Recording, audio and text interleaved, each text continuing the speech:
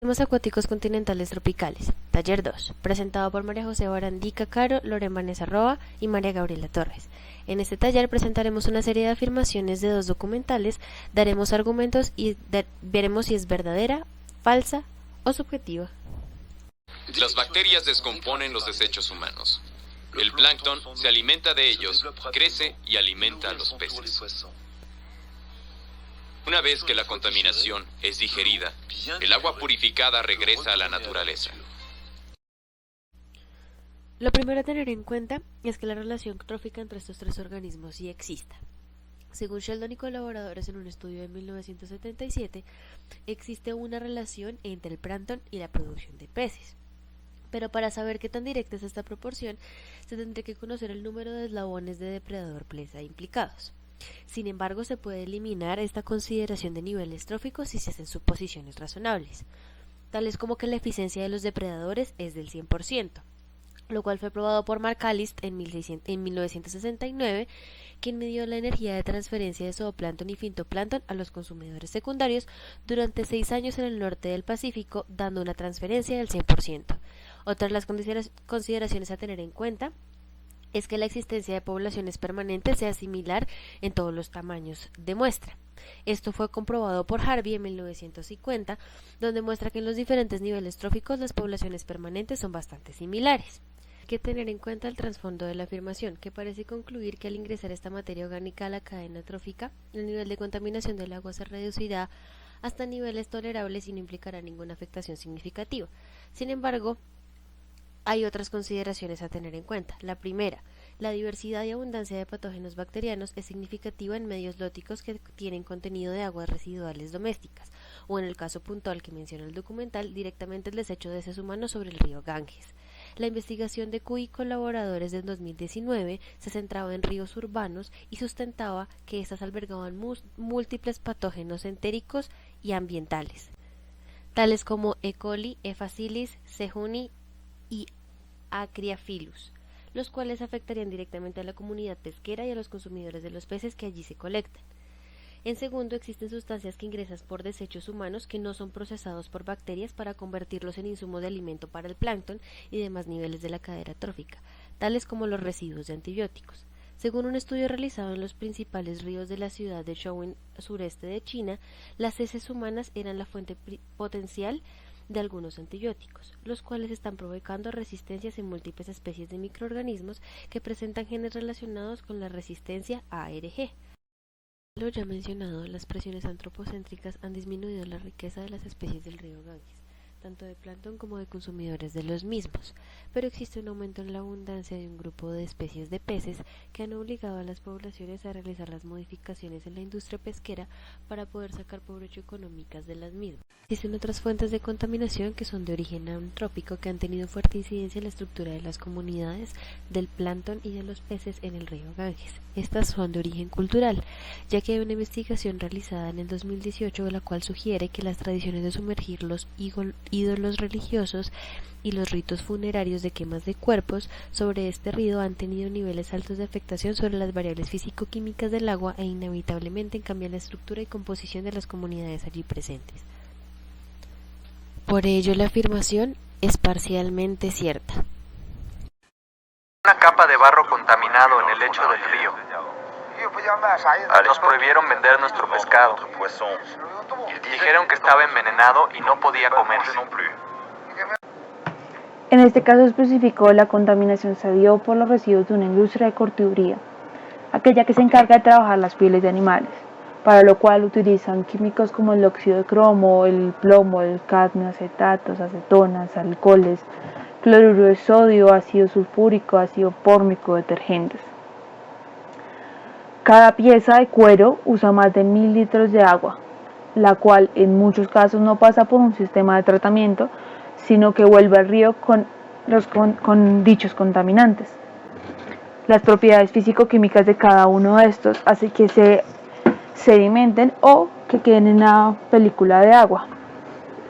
Fuera de esto también se liberan residuos orgánicos como lo es pelo, uñas, grasa, entre otros. Todo esto llega a los ecosistemas y comienza el proceso denominado bioacumulación, en la cual organismos filtradores como los bivalvos acumulan estas toxinas en su organismo y esto continúa en la red alimentaria al ser consumido por otros organismos como lo son los antrópodos. Y así sucesivamente hasta que llega a los depredadores de más alto nivel. Esto a su vez genera la biomagnificación, es en el cual estas concentraciones de toxinas se incrementan a través de las interacciones del nivel trófico, es decir, dichos depredadores de más alto nivel son los que más contaminantes acumulan. Estos macrovertebrados de consumo humano entran en juego varios parámetros de salubridad de alimentos, ya que la Organización Mundial de la Salud estableció que cada país tenía que determinar la concentración máxima de contaminantes en los alimentos, con el fin de no poner en riesgo la salud pública. Cada Ministerio de Salud y autoridad tiene el poder de establecer estos parámetros y de determinar qué productos de la pesca se venden y cuáles no. Por lo cual, esta afirmación es verdadera. Los corales nacen de una unión, la del alga y una concha. Para poder establecer la veracidad de esta información tenemos que definir cada uno de estos organismos. Los corales son invertebrados marinos muy simples que pertenecen al filo Cnidaria y de manera general se pueden clasificar en dos grandes grupos, los octocorales, también denominados corales blancos, y los corales duros o hermatípicos. Las algas son un grupo de organismos acuáticos con metabolismo autótrofo que presentan como pigmento fotosintético primario la clorofila A, característica que comparten con las plantas superiores. A pesar de la controversia generada en torno a su clasificación biológica y su estrecha relación con otros grupos como plantas, bacterias, hongos y protozoarios, las algas comparten una serie de características comunes que las han mantenido como una agrupación artificial polifilética. Finalmente, las conchas. Este es el nombre que se le da comúnmente a los moluscos. Los moluscos son metazoos triblásticos celomados protostomados dotados inicialmente con simetría bilateral. Como es evidente, se trata de organismos distintos, y por lo tanto el coral no surge de la combinación de las algas y los moluscos. Sin embargo, se ha reportado una interacción entre ellos en los arrecifes coralinos. Un ejemplo es el de las macroalgas, las cuales son un componente importante de estos ecosistemas, ya que juegan un sobresaliente papel ecológico y ambiental en las áreas donde estos se desarrollan, pero a la vez son los mayores competidores por espacio, luz y nutrientes con los corales. Por eso se cree que está afectando la salud coralina de muchos arrecifes en el mundo. Sin embargo, las relaciones no deben ser antagonistas. Estos dos organismos también interactúan en el proceso de calcificación de los corales, puesto que es una actividad que conlleva un alto costo energético, por lo que los corales con capacidad de calcificar y formar esqueletos duros son solamente aquellos que tienen una relación simbiótica entre el pólipo con una población de microalgas del tipo dinoflagelado endosimbionte. Este le provee diariamente al animal una gran cantidad de energía en forma principalmente de glicerol y aminoácidos. Por lo cual esta afirmación es falsa. Estamos en Siberia. Aquí, como en otros lugares del planeta, hace tanto frío que los suelos se mantienen congelados permanentemente. Este suelo es el permafrost. Debajo de su superficie se esconde una auténtica bomba climática. El metano. El permafrost es un suelo perennemente congelado. Está compuesto por roca, sedimento y a menudo grandes trozos de hielo mezclado. Aproximadamente una cuarta parte del hemisferio norte se encuentra congelado de esta manera. El carbono se acumula durante milenios con los residuos de plantas, animales y microbios muertos.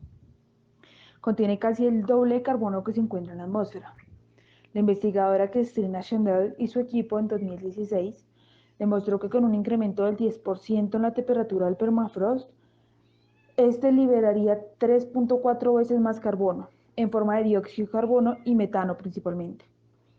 Por otra parte, la NASA descubrió que existen 2 millones de puntos críticos de emisiones de metano en 30.000 kilómetros cuadrados de permafrost ártico.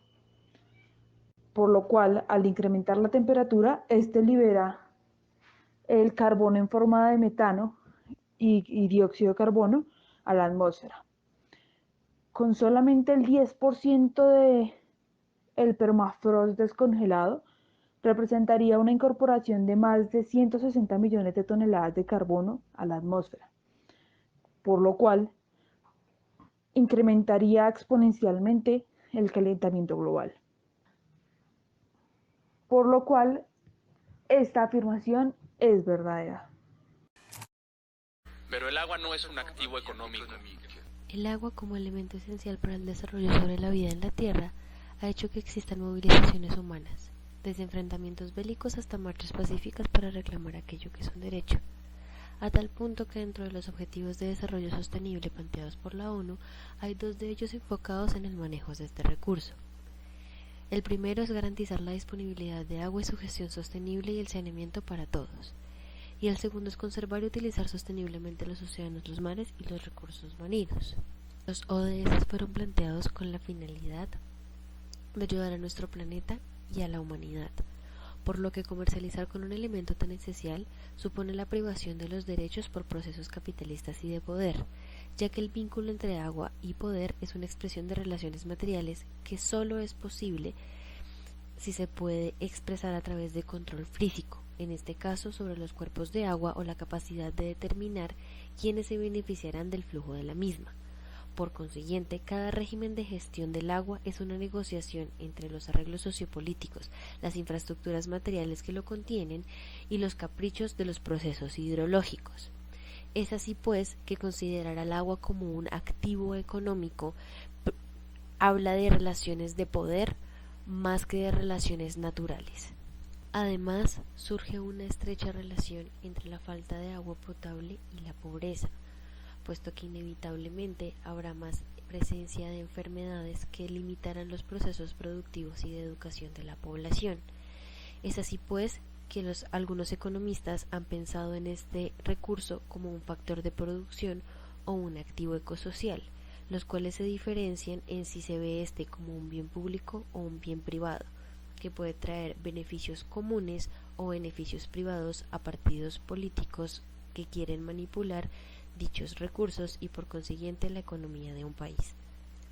Al ser un recurso limitado que se está gastando deliberadamente, puede tender a monopolizarse.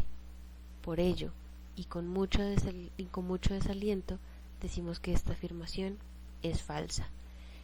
El agua es un activo económico, pero no debería serlo. Es un derecho para los seres humanos y para las demás especies que cohabitan con nosotros.